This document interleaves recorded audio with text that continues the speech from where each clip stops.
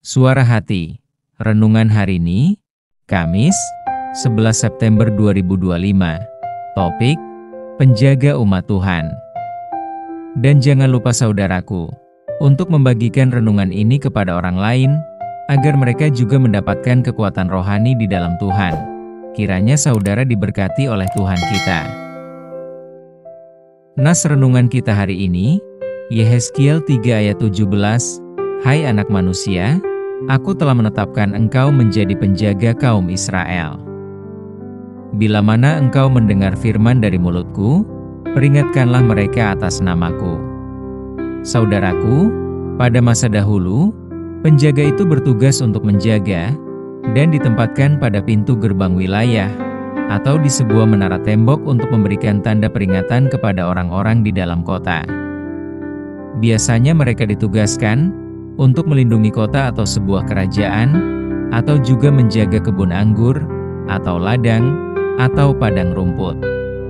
Posisi petugas penjaga selalu ditempatkan pada posisi strategis, misalnya posisinya yang tinggi, untuk memungkinkannya dapat melihat hingga ke kejauhan. Sehingga mereka dapat menginformasikan sedini mungkin bila mana ada ancaman, supaya dapat mengantisipasi ancam yang datang. Oleh karena itu, seorang penjaga harus senantiasa siap siaga, dan bersikap awas, serta terlatih memberi isyarat atau perintah yang jelas.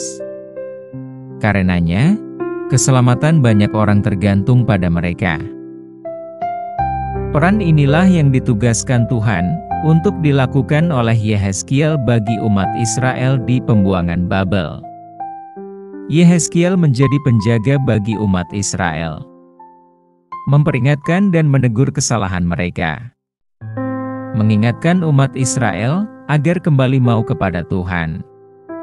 Ya, mengingatkan dan menegur mereka agar mereka meninggalkan kejahatan dan berbalik kepada Tuhan Allah, supaya mereka terhindar dari hukuman dan tidak binasa. Sebab Tuhan akan meminta pertanggungjawaban darinya.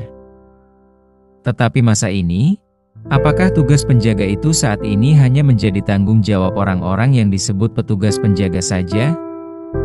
Kalau masa kini, apakah ini hanya tugas para pendeta dan pelayan di gerejanya?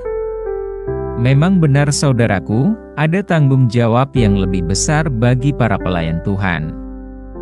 Kemarin waktu, seorang hamba Tuhan, dalam melakukan pelayan jemaatnya, ia mengalami kecelakaan tunggal dan dirawat, akhirnya meninggal dunia.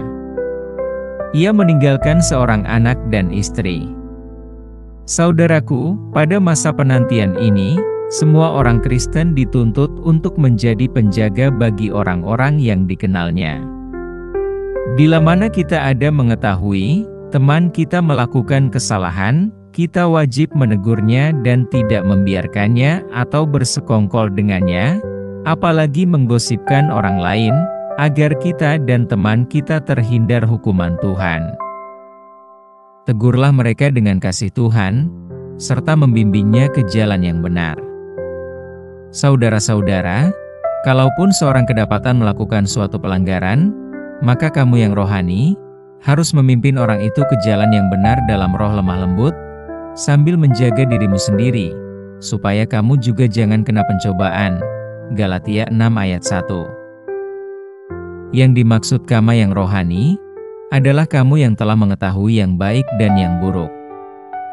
Dengan berbuat demikian, kita telah menjadi penjaga bagi saudara kita.